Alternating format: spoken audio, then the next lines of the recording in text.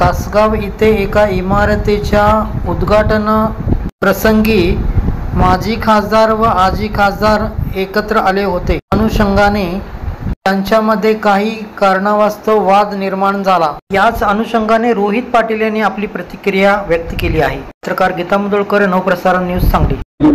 मी तिथे उपस्थित नव्हतो, पण माझ्या संबंध प्रकार कानावरती आला। आमदार सुमनताई तिथे होत्या, खासदार विशाल पाटील होते।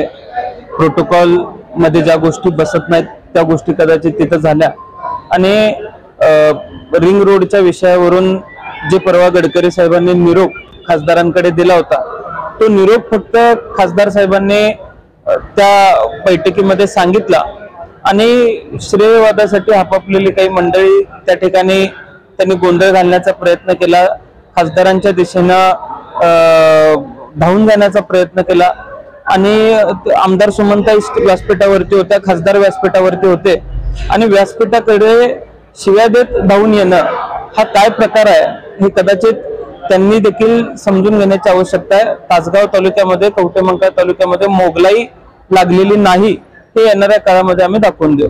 कवठेमंकाळ असेल, आता तासगाव असेल, माजी खासदार नेमकं कुठल्या भूमिकेतून चाललेले असं वाटतं तुम्हाला? आता त्यांची भूमिका किंवा ते कुठल्या दशेतून चाललेले आहेत हे मी सांगायची आवश्यकता नाहीये, पण काही जुन्या जाणत्या लोकांबरोबर ज्यावेळेस मी बोलतोय त्यावेळेस वैफल्यग्रस्त लोक असे वागतात असं मला जुनी लोक म्हणतात।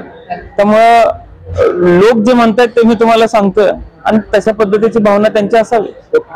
आमच्या चॅनलला लाईक आणि सबस्क्राइब करायला विसरू नका।